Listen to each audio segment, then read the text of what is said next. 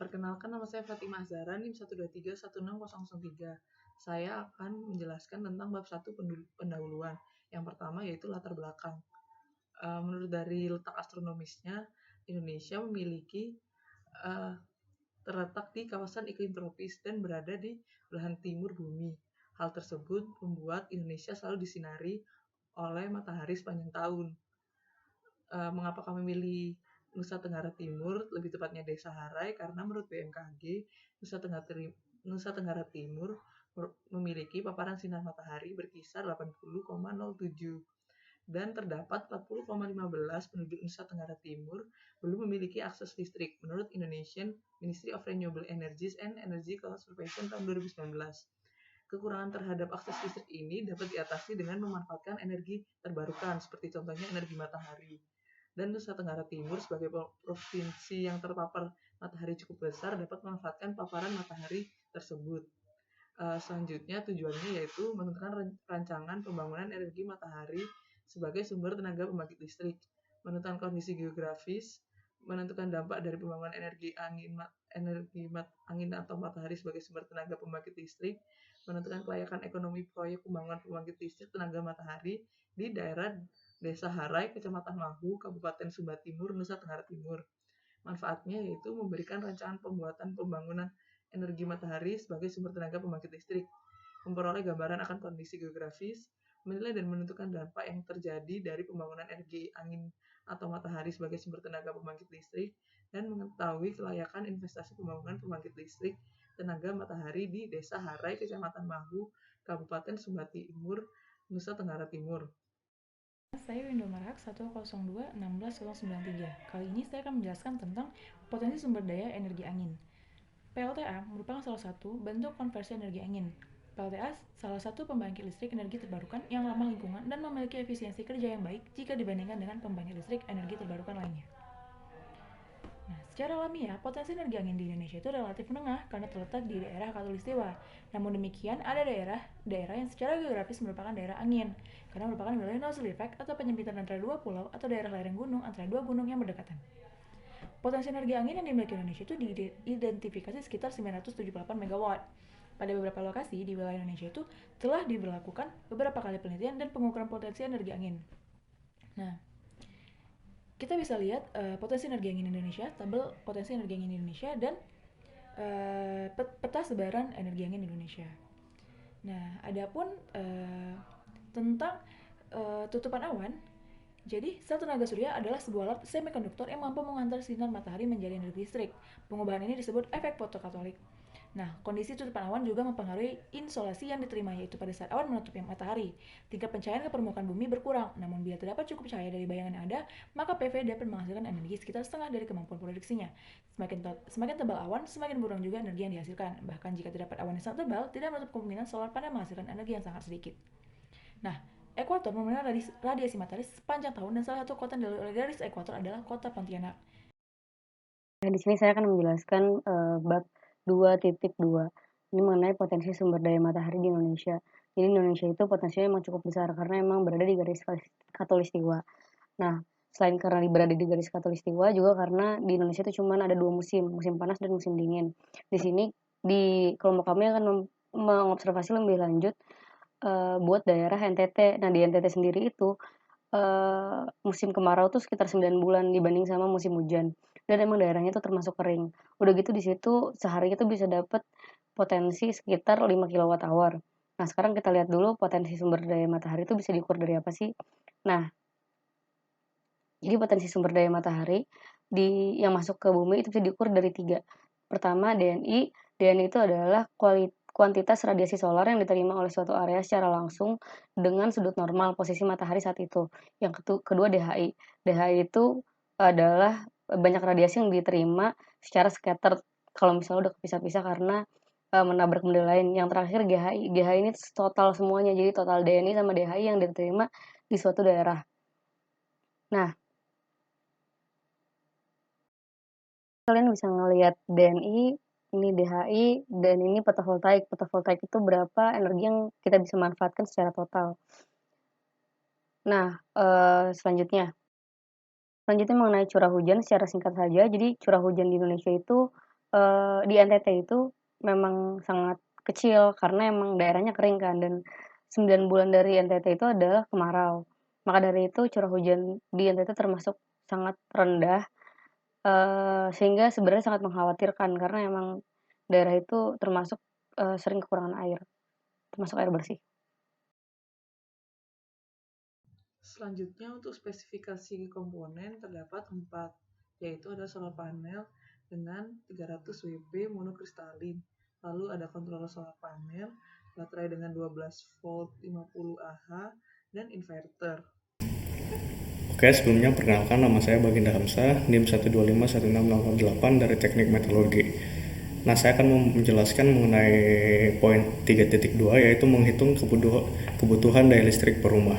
Nah, untuk lokasi pemasangan panel surya ini kan terletak di Desa Harai, Kecamatan Mahu, Kabupaten Sumba Timur di Provinsi NTT. Nah, berdasarkan data PLN, rata-rata rumah di lokasi ini memakai listrik pada golongan daya 450 volt ampere atau 450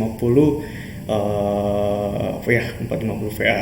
Nah, untuk rasio elektrifikasi di Provinsi NTT ini merupakan yang terendah di Indonesia, yaitu 82,2%. Ini sumbernya dari PLN. Nah, bisa kita lihat pada tabel di slide ini, ada beberapa alat yang kita asumsiin itu ada pada setiap rumah yang akan kita pasangkan panel surya. Contohnya di sini, untuk di sini ada TV, penanak nasi, lampu LED, setrika, catu daya gawai, dan pompa air. Nah, di mana untuk total kebutuhan daya harian estimasi per rumahnya itu sekitar 4.308 Wh atau 4,308 kWh. Nah, ketika kita kalkulasi dengan asumsi satu bulan itu 30 hari, maka total kebutuhan bulanannya itu sekitar 129,24 kWh. Assalamualaikum warahmatullahi wabarakatuh. Perkenalkan, nama saya Ahmad Versa Prisna. Saya akan menjelaskan mengenai daya puncak dan menghitung luas efektif. Panel surya yang digunakan adalah panel surya 300 WP monokristalin. WP sendiri merupakan singkatan dari watt peak, yang merupakan daya produksi tertinggi yang dapat dihasilkan oleh panel surya. Dengan memperkirakan ketersediaan sinar matahari selama kurang lebih 6 jam, maka total daya yang dapat dihasilkan yaitu 300 WP dikali 6 jam, yaitu menjadi 1800 watt. Kemudian untuk luas efektif, efisiensi panel dihitung dari membagi output daya sel dalam watt pada maksimum power output oleh cahaya masukan dan luas permukaan sel surya, atau Nmax sama dengan Pmax per E dikali AC. Kemudian nilai dari efisiensi panel surya berbanding terbalik dengan luas panel. Untuk mencari luas efektif, diasumsikan nilai dari efisiensi panel digunakan sebesar 20%. Kemudian cahaya masukan sebesar 5.000 watt per meter persegi dan nilai daya maksimum sebesar 1.800 watt. Oleh karena itu didapatkan luas efektif sama dengan Pmax dibagi E dikali Nmax. Luas efektif sama dengan 1.800 watt dibagi 5.000 watt per meter persegi dikali 0,2 menjadi 1,8 meter persegi. Halo, nama saya Inigo Putu, NIM 1301778 dari. Jadi mungkin seperti yang bisa dilihat bahwa untuk menghitung jumlah panel surya, maka kami terlebih dahulu harus menghitung daya yang dibutuhkan untuk satu rumah dalam sehari di Desa Harai, NTT. Lalu kami memilih jenis panel suryanya itu 300 WP monokristalin. Berarti bahwa 300 WP itu berarti daya maksimal yang dapat dihasilkan adalah 300 watt. Lalu berikutnya, setelah kami hitung, itu didapat bahwa daya total yang dibutuhkan untuk Desa Harai dengan jumlah rumah yang kami asumsikan 1160, itu yang kami dapat dari Badan Pusat Statistik. Itu jadi daya total yang dibutuhkan di desa tersebut adalah 4.997,28 kWh. Lalu setelah itu kami menghitung daya total sebenarnya, karena seperti yang kita tahu bahwa panel surya itu memiliki baterai, dan baterai itu kapasitasnya tidak 100%. Nah, dalam hal ini kami mengasumsikan kapasitasnya 90%, maka dari itu daya total sebenarnya yang dibutuhkan itu menjadi lebih besar, yaitu 5.552,53 kWh. Itu daya total yang dibutuhkan sebenarnya untuk satu desa Harai tersebut. Lalu berikutnya, untuk menentukan jumlah panel surya, maka dari itu kami mengasumsikan bahwa panel surya akan berjalan secara efektif selama 6 jam satu hari. Maka daya maksimal yang dihasilkan oleh panel surya tersebut adalah 6 dikali 300, sehingga mendapatkan 1.800 watt-hour dalam satu hari. Maka dari itu, untuk mengetahui kebutuhan jumlah panel surya, tinggal dibagi saja 5.552,53 dibagi 1.800 watt-hour, sehingga didapat bahwa jumlah panel surya yang dibutuhkan adalah 3.085 panel surya untuk memenuhi kebutuhan energi listrik desa tersebut. Nah, setelah menentukan jumlah panel surya, berikutnya adalah menentukan kapasitas baterai. Kapasitas baterai yang diperlukan untuk satu panel surya itu kami tentukan dalam rumus Q. Q berarti kapasitas atau muatan yang dapat disimpan, itu sama dengan I kali T. Itu adalah arus listrik yang dihasilkan, dan T adalah waktu panel surya tersebut bekerja. Jadi dari data yang kami dapat bahwa untuk panel surya 300 WP monokristalin itu didapat bahwa arus yang dapat dihasilkan adalah 8,22 ampere, dan asumsi yang sebelumnya itu dikali 6 jam karena waktu efektifnya hanya 6 jam, jadi dapat bahwa kapasitasnya 49,32 ampere hour. Nah, baterai yang kami gunakan itu 12 volt, dan yang ada di pasaran adalah 50 ampere hour, sehingga baterai yang kami pilih adalah baterai 12 volt dan 50 ampere hour karena itu yang mendekati hasil perhitungan kami. Lalu berikutnya, dapat ditentukan juga daya total yang dihasilkan, yaitu dengan rumus P sama dengan efisiensi dikali kapasitas baterai tersebut dikali voltnya, sehingga daya yang dapat ditampung baterai tersebut adalah 540 watt-hour untuk satu panel surya. Saya Vincent 1451613. Berikutnya saya akan menjelaskan tentang analisis geografis dan kelayakan teknologi.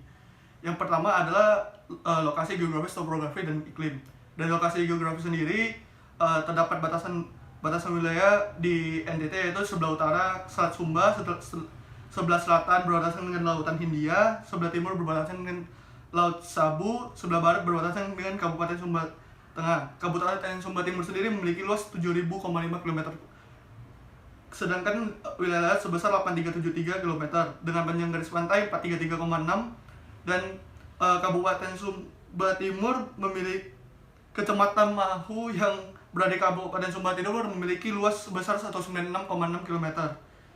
Yang berikutnya adalah topografi. Kondisi topografi di Kecamatan Mahu itu kemiringan 0-8-nya itu seluas 5,1 hektar, kemiringan 8-15 4,862, yang berikutnya seluas 4,065 hektar, lalu kemiringan 25-45 itu seluas 4,527 hektar, dan kemiringan yang lebih dari 45% seluas 2,2 hektar. Dilanjutkan dengan iklim. Nah, jadi di Kabupaten Sumba Timur itu beriklim tropis dengan musim hujan relatif pendek dan musim kemaraunya yang panjang. Nah, suhu rata-rata di sana itu 22,5 derajat sampai 31,7. Dan iklim di wilayah Sumba Timur secara keseluruhan dicirikan dengan iklimnya yang kering.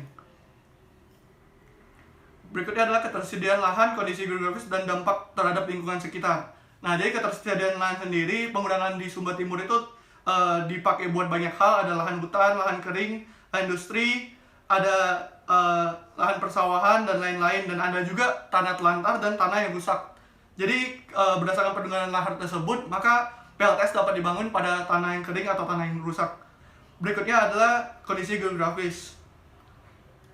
Kondisi geografis Sumba Timur cukup bagus untuk dijadikan tempat pembangunan PLTS karena secara umum NTT menerima sinar matahari selama 8 jam per harinya dan memiliki musim kemarau yang sekitar 8 bulan per tahunnya. Nah, berikutnya ada dampak terhadap lingkungan. Nah, jadi si panel surya ini sendiri mengandung bahan kimia yang berbahaya. Jadi kalau tidak diolah dengan baik, maka dapat merusak lingkungan. Dan pantulan cahaya dari panel surya ini juga kena panas, maka dapat berbahaya terhadap makhluk hidup. Perkenalkan, saya Zikri Septriananda 1451607. Di sini saya akan melanjutkan tentang penjelasan geografis dan kelayakan teknologi. Nah, ini dari faktor masyarakatnya. Nah, untuk masyarakat di Sumba Timur itu sebagian besar masih bekerja sebagai peternak, yaitu peternak sapi maupun peternak kuda.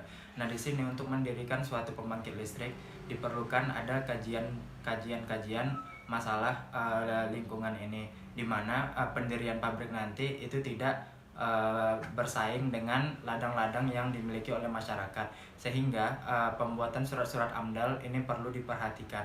Nah, salah satu contohnya dulu adalah pendirian pabrik tebu yang banyak mengambil lahan-lahan peternakan warga sehingga menimbulkan konflik antara warga dan perusahaan. Nah, di sini kita ingin pembangkit listrik ini bertujuan untuk membantu warga. Nah, diharapkan nantinya niat kita untuk membantu warga bukan menjadi konflik nantinya di Kabupaten Sumba Timur ini. Perkenalkan, nama saya Ayu Rifani Margaret, NIM 1351738. Pada kesempatan kali ini saya akan menjelaskan tentang analisis ekonomi dan lingkungan untuk pembangunan tenaga surya di Kecamatan Mahu. Untuk kondisi saat ini, di Kecamatan Mahu terdapat kurang lebih 1.160 rumah yang tersebar di 6 desa, serta di 94 RT dan 46 RW. Salah satunya adalah Desa Harai. Selanjutnya, kebutuhan listrik yang diperlukan ternyata pada saat ini 263 rumah masih menggunakan obor atau pelita, dan sisanya masih menggunakan listrik non-PLN, sehingga kebutuhan yang diperlukan adalah 129,24 kW per hour untuk satu rumah, dan totalnya adalah 149.918 untuk satu kecamatan. Perkenalkan, saya Navarus Gibran, NIM 1221612.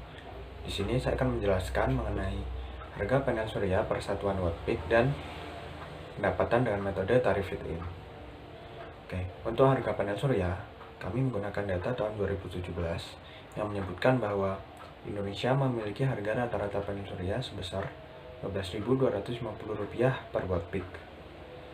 Dalam proyek kali ini, kami menggunakan panel surya berkapasitas 300 watt peak, sehingga didapat harga satu panel surya sebesar Rp3.675.000.